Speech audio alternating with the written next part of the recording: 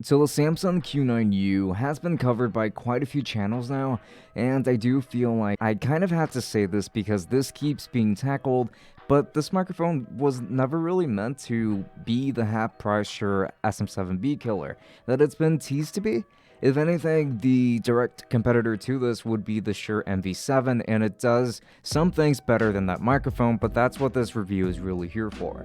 So, this microphone honestly deserves a lot more credit than it gets, and it needs to stop being compared to the SM7B when that microphone is just double the price, and I feel like it kind of tackles a different market as well, because these are too different to be considered the immediate competition, and it's not exactly fair. So, let's go ahead and dive right in.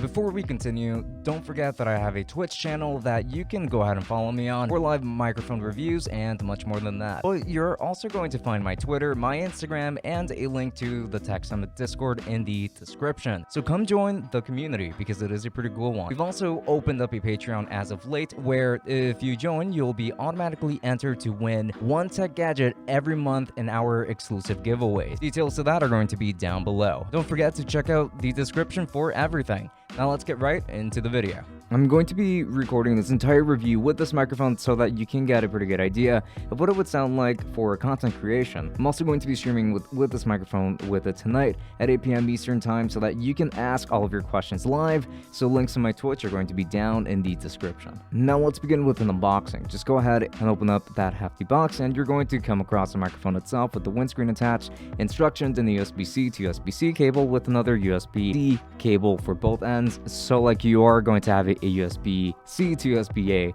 cable essentially, so like I kind of missed that part. And now the exterior design of this microphone consists of metal, and this is a very nicely built microphone. It's very hefty and it feels like it's just a very premium microphone from just about every corner, with some minor exceptions here and there. Now the shock mount does resemble the one on the Shure MV7 and the Shure SM7B microphones, and I really do like this style because it makes it so that it's tough to lose that adapter that it doesn't actually come with, but that it still needs in order to be used with the vast majority of mic arms. Either way, it is a very good microphone, and I think that this mic does look pretty good as well. It does very much have that broadcast look to it. To me, it does resemble the MXL BCD1 with a much stronger and heftier body, and not to mention way better sound, and also a much more solid shock mount, of course, and that was actually one of the biggest issues with that MXL microphone. So on the back, you're going to find an XLR port, a USB-C port, the headphone jack, and a flat to mute boost switch, as well as a flat to bass roll-off switch, which I don't really use all that often necessarily, but you do have that. And you will also find a little mute switch that is going to be right on top over here of this microphone. I really do like this design for this mic, and I think that they did just about everything right here, minus that unsatisfying to press mute button, but it's really not that bad. This is a great build, and I don't think that I could have asked for a better build overall on this one. So one of the things that makes this microphone special is that it can be used as a USB microphone and an XLR microphone, which is really nice, and this uses USB-C instead of micro USB like what you will find on the MV7, which is not a welcome port from a microphone released in 2020. We do see a more affordable microphone that is built better and has a USB-C port instead. Its USB functionality is pretty good here too, and the zero latency monitoring also works great. I haven't found myself really needing an LED meter for it like at all. I don't think that that's really necessary here. It's helpful to have, but I really don't need it. I think this microphone is totally fine in this regard. And now, in terms of specifications, this is a cardioid dynamic microphone with a frequency response of 50 Hz to 20 kHz, and it is addressed from the top just like this, as you've been watching this entire time. Now let's get into the actual sound test. I'm going to be doing this part without any kind of background music so that you can hear what this microphone really sounds like. My honest opinion on this microphone is that it sounds really, really good. However, I do believe that this windscreen is necessary because on its own, it handles plosives quite poorly, but this windscreen does actually cancel out those plosives for the most part, I would say. However, it is so thick. This windscreen is actually so thick that it will also add somewhat of a de-essing effect to the audio that is going to be pretty noticeable here, considering that it does cut off a little bit of that sibilance as well, which I don't really love. So with this microphone, I would actually keep that de-esser all the way off if you're using one, or if you're going to be using the included windscreen with this microphone at all. But genuinely, I think this microphone sounds pretty damn good, and I actually prefer its default sound over the MV7, which I would argue is its direct competitor. I know this part of the test was done without any kind of EQ settings applied, but we are going to see what it sounds like with the frequency graph switches on the back, and then with a more specific hardline EQ from the Yamaha MG10XU, which is the audio interface that I'm using to record this with right now. Now, this is what it's going to sound like with the mids boost switch on, and it is going to be obviously a boost in the mids, and I do like this implementation. I thought that I was going to hate it, but it does still work surprisingly well with my voice, and it even helps with giving it more presence without muddying up the audio or making me sound more nasally. I genuinely think that they did a great job here. Now, this is what it sounds like with the bass roll-off switch turned on, and it's not really going to be my favorite setting because I do prefer a nicer low end to my voice, or like to my EQ settings at all. So I much prefer the flat setting overall. However, I have to say that both settings have been implemented so nicely. Like, they haven't been exaggerated or overdone in comparison to what you will find on other microphones that do offer the setting. So I really like how they've gone ahead and implemented it here. I think they've done a great job in that regard. So when it comes to the actual EQ tests, I've only really gone ahead and boosted the lows and the highs a little bit. I barely touched the mids at all, and if anything, I kind of may have just raised it like just ever so slightly, and I didn't add any compression here at all.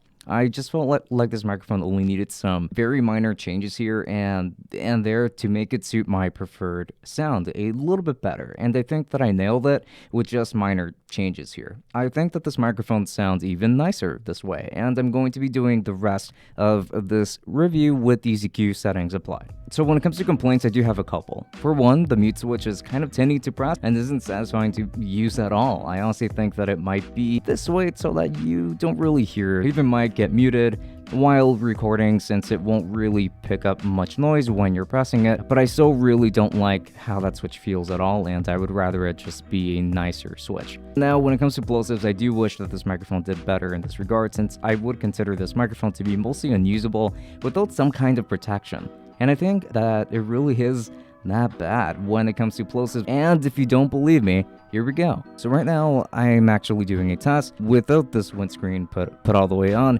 and as you can see, the plosives are honestly kind of bad, like especially if you're going to be speaking directly into this microphone. It is just a little bit much. It is just going to pick up some odd frequencies there. So generally speaking, I think that you're way better off using this windscreen or some kind of protection here. Like, I really do think so. And also, I kind of would have liked to see a bass boost, which on this microphone as well, since they actually went all this way to give us two switches for quickly making changes to the frequency graph, but the ones that they included are good too, and I am sure that a lot of people are going to benefit from these settings as well. It's just not really my preference per se. Also, I think that they maybe would have done a little bit better regarding sound rejection, as the MV7 does a better job at ignoring noise like from the sides and from behind it. This microphone does pick up more noise in my opinion. So yeah, I think that when it comes to sound rejection, that they could have done just a little bit better. This microphone isn't perfect, but I think it's really good for the money. Between this microphone and the MV7, this is a clear winner to me because it offers a nicer sound, a nicer build, USB-C, and the ability to make changes on the fly with the switches on the bottom of this microphone. It's not better in every single way, however, like for example when it comes to sound rejection. I think this is still a better microphone overall in the majority of categories, minus maybe that.